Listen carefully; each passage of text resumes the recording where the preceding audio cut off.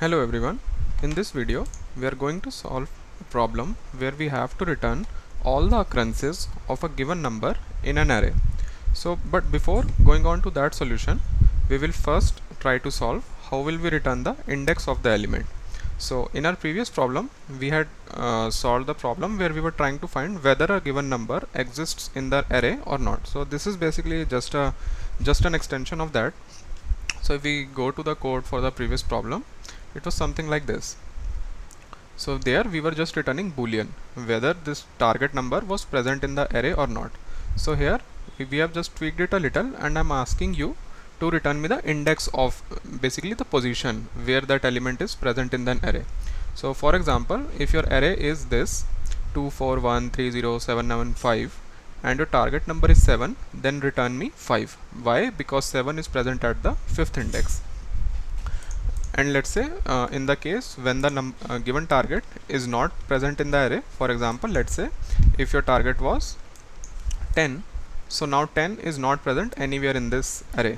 So in that case, simply return me -1, which will denote that this element is not present in the array. So first we will try to solve this and then we will extend this to find all the occurrences of the given number in an array. So but for the initial part, we will assume that there are no duplicates. So just by making a couple of changes in our existing code, we can achieve that. So let's just copy this and modify it to start returning the index. So let's call it as find index and let's call it as find index helper. This will now return an int and this will now return an int. So now what will our base condition be? When we were running out of the array, we were returning false.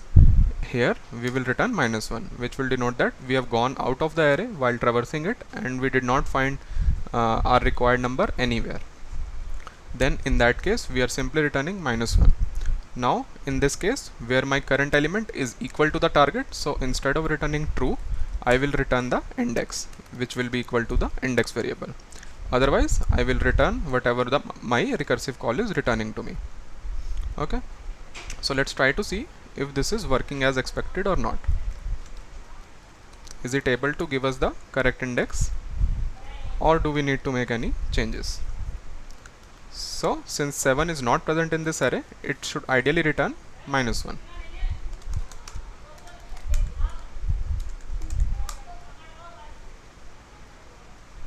Okay, so there are some changes that we need to make. It's saying that okay, so basically this call has to be made here. Okay, so yeah, one more mistake, we need to be calling this function.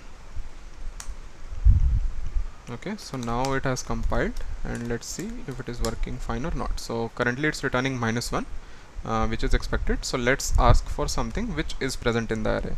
So let's try to find 5. 5 is present at 0, 1, 2, third position, third index. So now this should return 3. Cool, so this is working fine. So you're able to see like how with some minor tweaks we have converted our logic of just checking whether an element is present in the array or not to finding out its exact index. Now let's get back to our main problem. So now the problem is that you have to return all the occurrences in the given array. So what we had assumed was that there will only be one such element in the array, but now the problem is saying that there can be multiple elements also. So let's see, let's modify this array a little bit.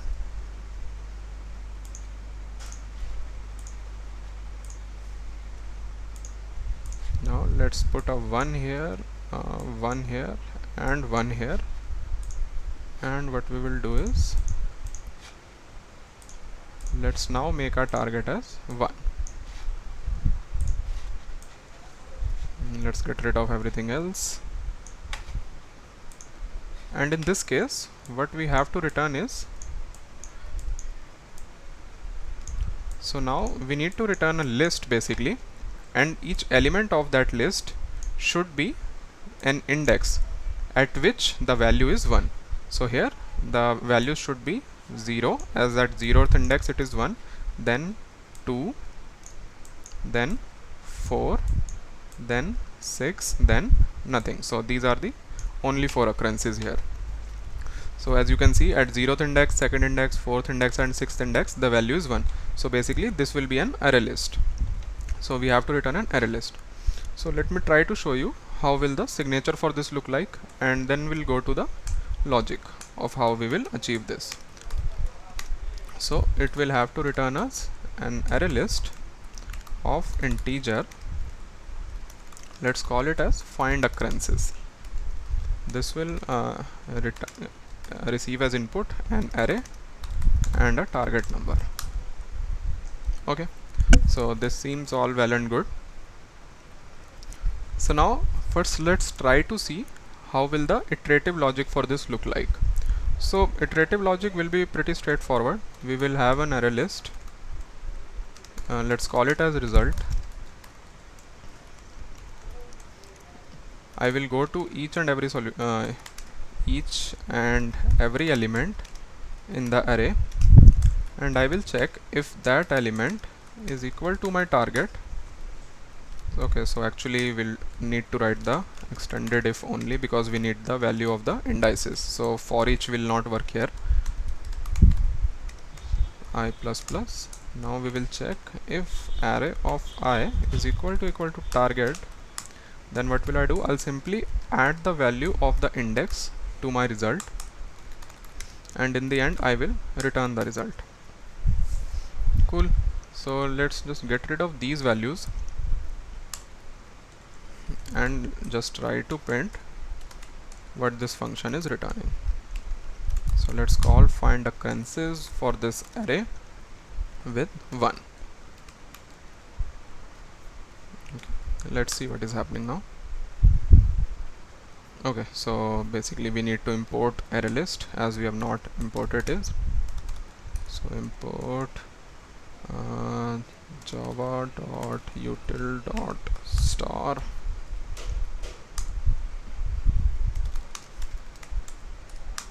So as you can see, it has only one element, which is 2, because at index 2 1 is present. So let's just do a spot check, put in some more ones.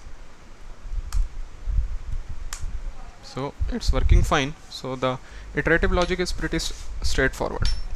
So in somewhat similar fashion we will be writing our recursive logic also. So the signature will remain the same. Let's call it as find recursive. It will have this. So now the approach that we will follow here is that we will have a result which will be initially an empty list, and then what I will do is I will start processing this array as we were processing in the iterative version also. I will come at this index. What I will do, I will match this against my target, and I will see whether these two values are equal. If these two values are equal, I will add this index to my result. So I will put a 0 here. Then I will make the recursive call for the rest of the array. So now my pointer will come here. It will do the same thing again. It will match 4 with 1 and see if they are equal or not. If they are not equal, it will not add anything and simply make the recursive call for the rest of the array. So in the similar way that we were doing while trying to find an element in the array, our recursive call will more or less remain the same. But now the problem is, how do I add the indices in this variable? I will have to somehow pass this variable and make it available to the recursive calls also. So for that, what I will do, if you look here in the iterative version also, we have initialized an empty array list.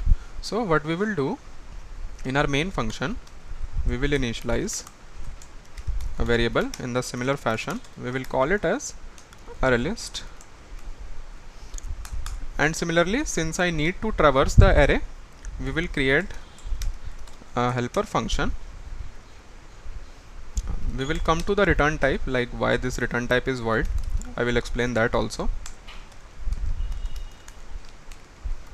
will have an array, it will have a target, it will have the index, which will basically denote that which element am I currently processing, and we will pass the result that we are building as we are going ahead.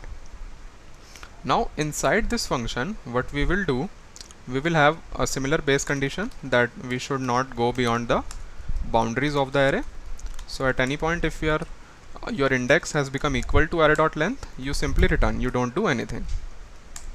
Otherwise, what do I need to do? I need to check for the current value, and the current value will be array of index.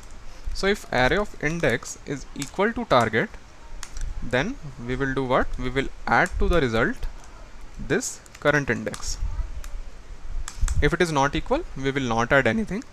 After that, after I have processed this current value, we will call further for the rest of the array. So array will be passed as it is, target will be passed as it is, index will be incremented, and this result variable will be passed as it is. So if you see, this result variable has no use other than just keep accumulating all the indices that we need. And since this helper function in our case does not need to return anything, but it just needs to keep populating this result variable that we have passed. That is why this return type is void here, because we don't actually need to return anything. We have already initialized our empty result and have passed it to the helper function. It will just keep on populating that. So the helper function does not actually need to return anything. So let's see how we will return here in our main function. So eventually our result will hold all the solutions, right? So now the only thing left is how do we call the helper function. So how will we call it? The array will go as it is, the target will go as it is, the index, so what should be the value of the index? We will start traversing the array from the very beginning. So I will say please start processing the array from the 0th index, and we will pass the result. So that is it. So here we have initialized our result, here I have populated the result, and here we are returning the result.